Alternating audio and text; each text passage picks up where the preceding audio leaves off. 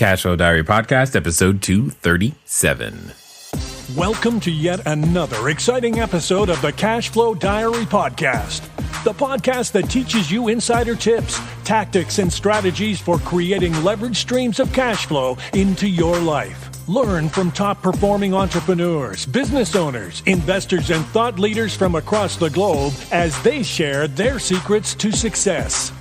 Like what you learn on this and other CashFlow Diary podcast episodes? Go to learninvestingnow.com and sign up to receive powerful tips and information that will help you succeed as an entrepreneur and investor.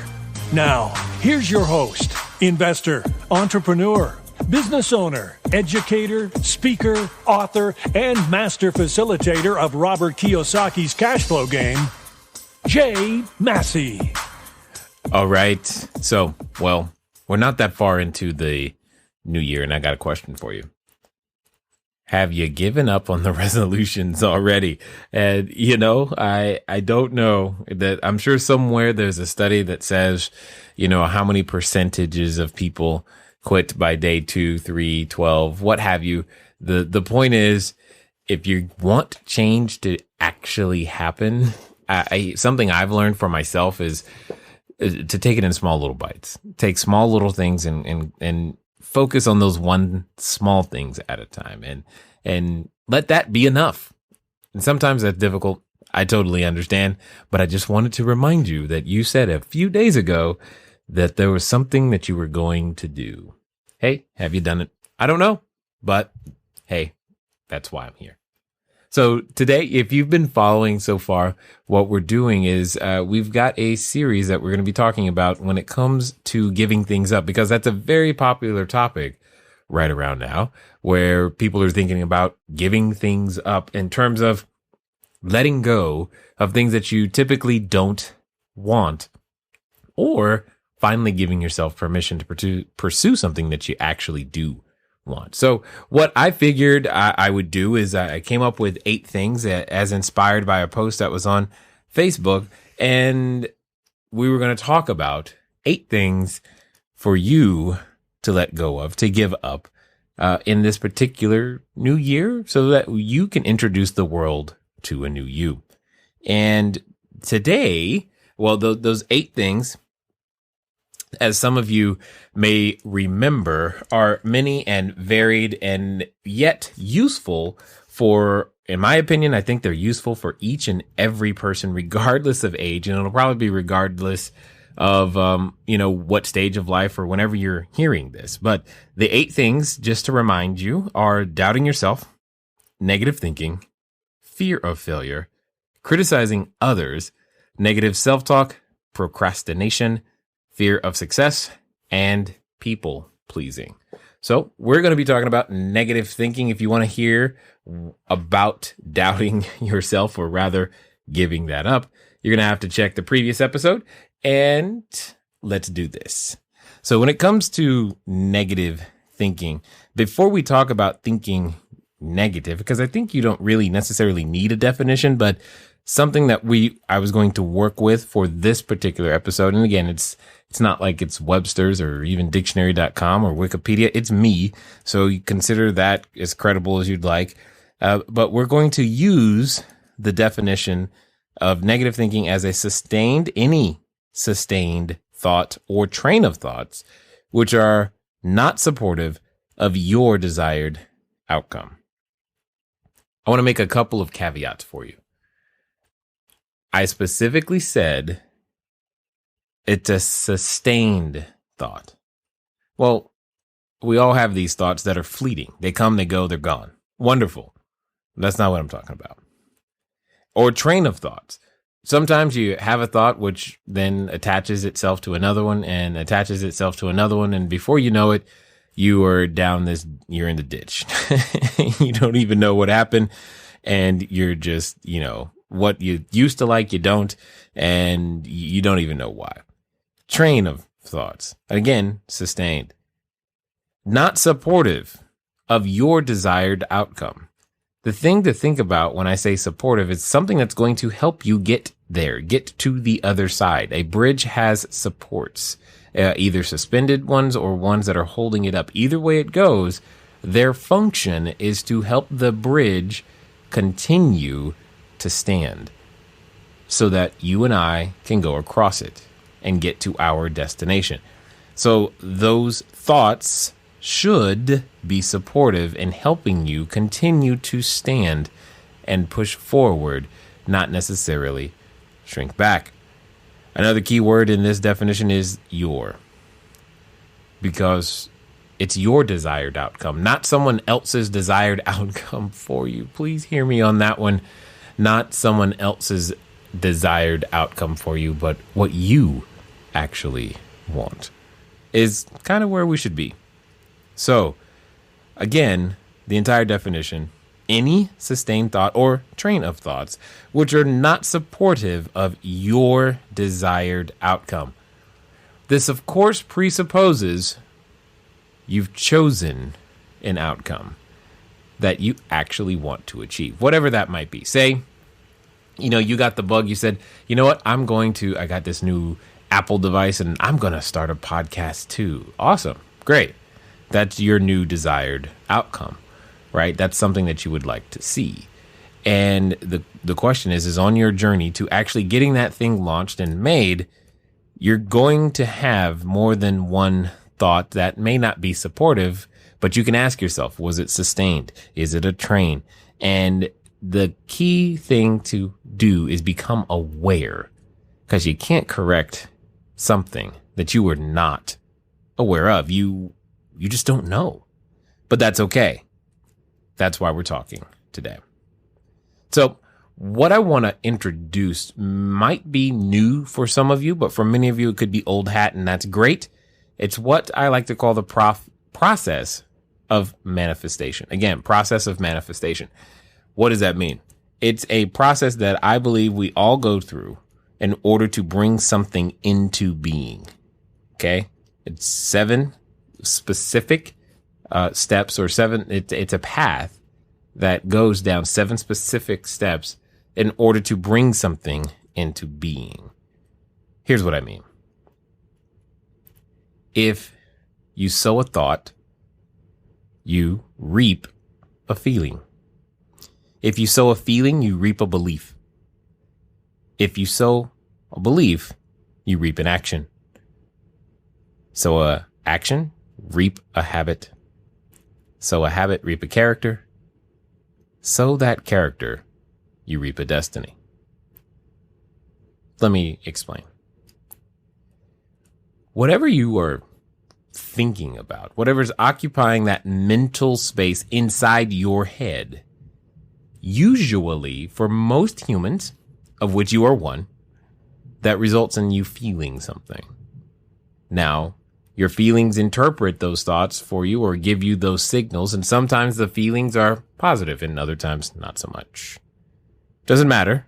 Either way it goes, that's what happens. Sometimes the feelings are positive. Sometimes, you may not know what you're feeling. The point is, these sustained thoughts begin to create some sort of emotion in your body, in your feelings, and when you hold them long enough, and the key word being hold them long enough, you hold the thought long enough, it begins to solidify itself or take shape in terms of a feeling. When you feel a certain way, again, long enough, what's going to happen is that that's going to become a belief. There are many things that many people believe and they don't even know why. They just feel strongly about it. Okay. And that's fine for them. What I want you to do is to have a little bit more empowerment by just recognizing this particular pattern.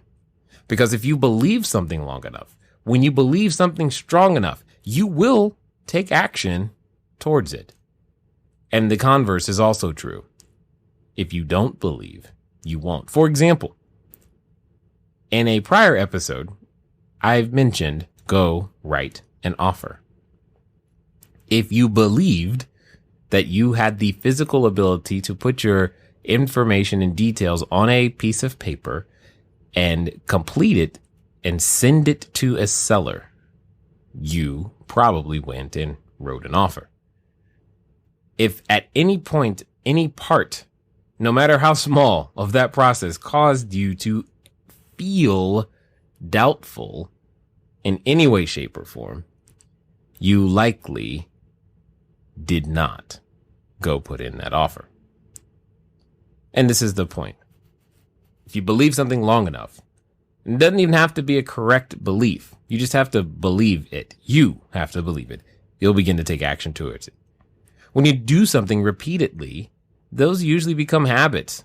And again, we all know the habits that do not help us. And in fact, I'm certain some of you listening have said recently that this year, this is going to be the year that I stop.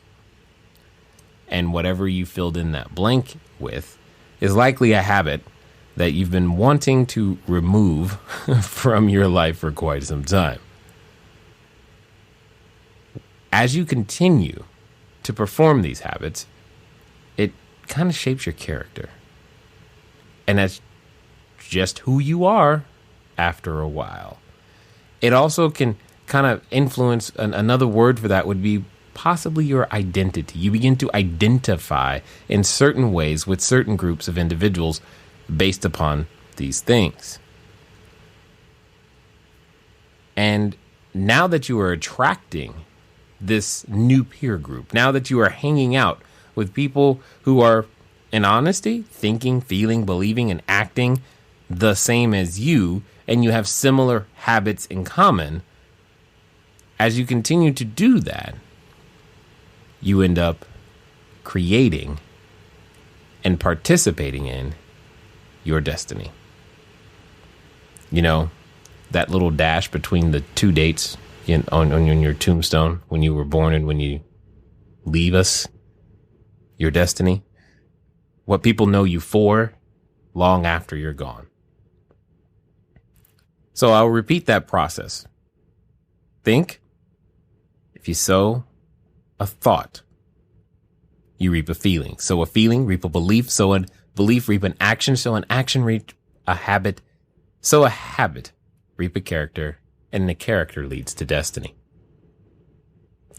It is therefore imperative, of the utmost importance, for us to focus lots more attention, not necessarily on, hey, Jay, what do I do to achieve X, Y, Z?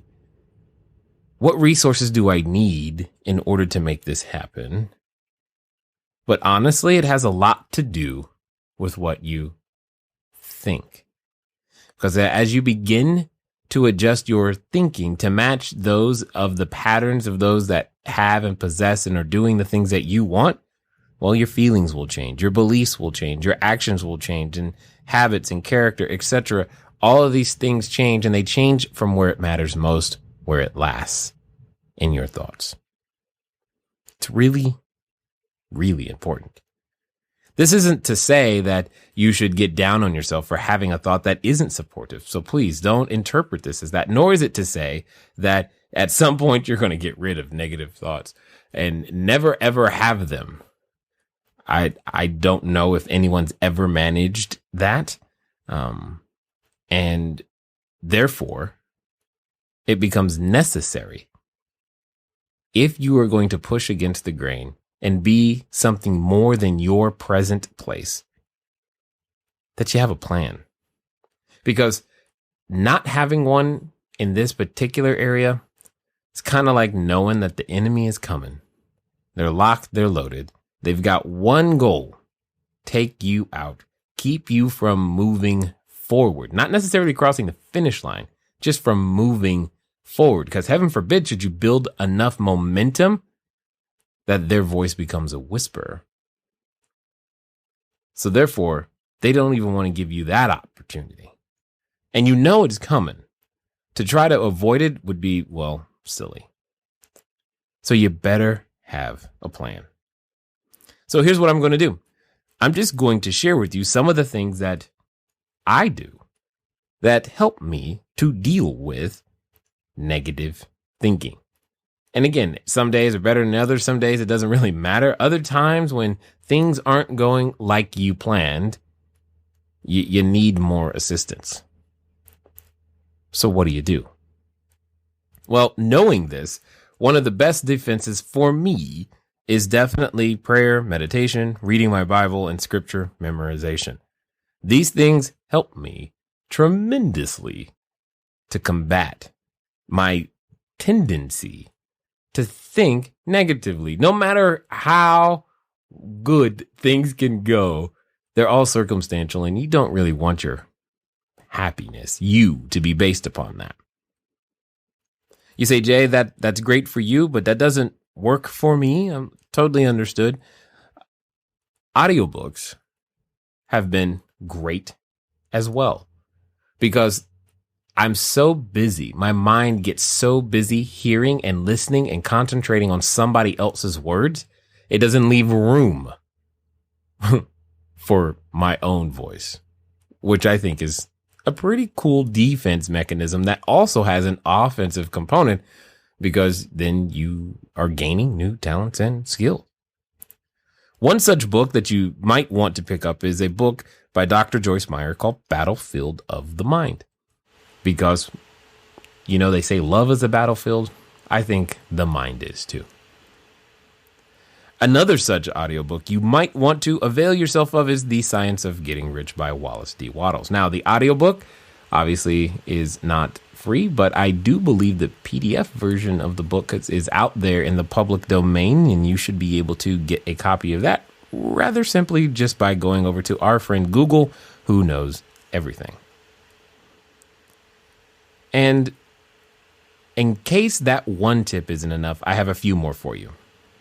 For example, having a support circle, meaning you've heard of birds of a feather flocking together, hanging around those who are trying to go to the same direction as you.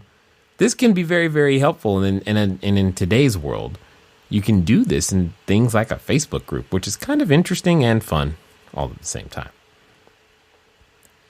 Another one is simply getting out your house and exercising. One of the things that I do is I like to walk, and I've got a number of different paths and whatnot around my neighborhood, and I like to walk, and it helps me to think. In fact, on many of my private coaching calls, I will be outside walking, especially if we're doing a negotiation. I'll be outside walking because that's when my cognitive processes tend to be their best. Another one is a routine. Just having a routine, something that is stable, constant, predictable, that you can count on to make you or put you in the state that you'd want to be in. A sneaky one, which is kind of fun, is to manufacture a win condition. Make it easy for you to win at something. Maybe you have a hobby and you're really, really good at it.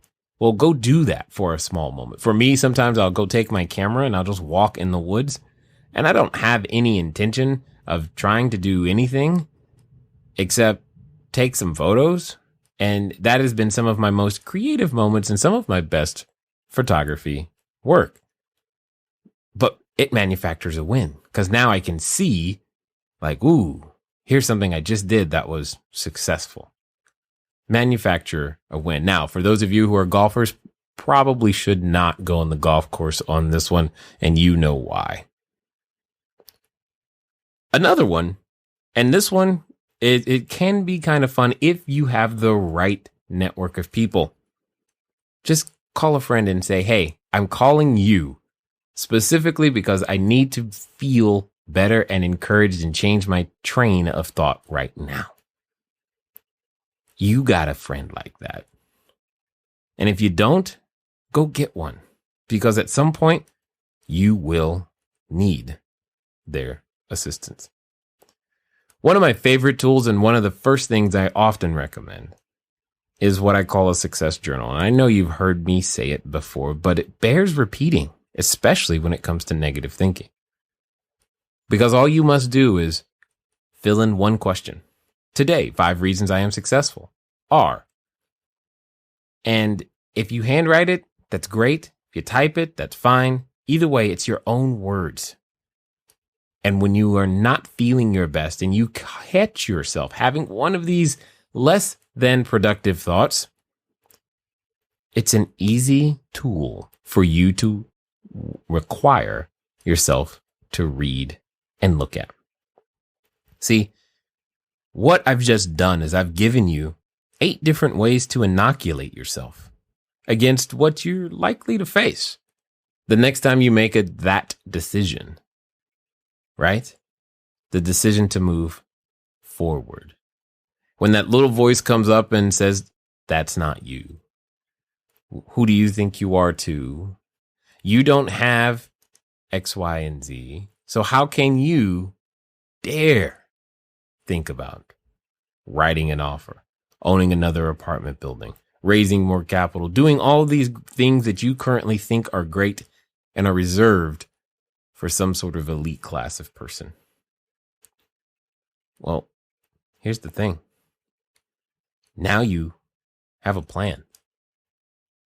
What I mean is, why not choose at least 3 of the things that I've mentioned? Choose 3 that you can commit to using the next time you recognize that your pattern of thinking, even for the last 2 minutes, was not supportive of your desired outcome. It'll put you in a different state. And by putting you in that different state, it gives you the opportunity to succeed more frequently. It's not about never falling off the horse, off the path, or off track. You want to gain the skill of knowing when you're off, so that what you can do is put yourself back on as quickly as humanly possible. It's been fun talking to you today.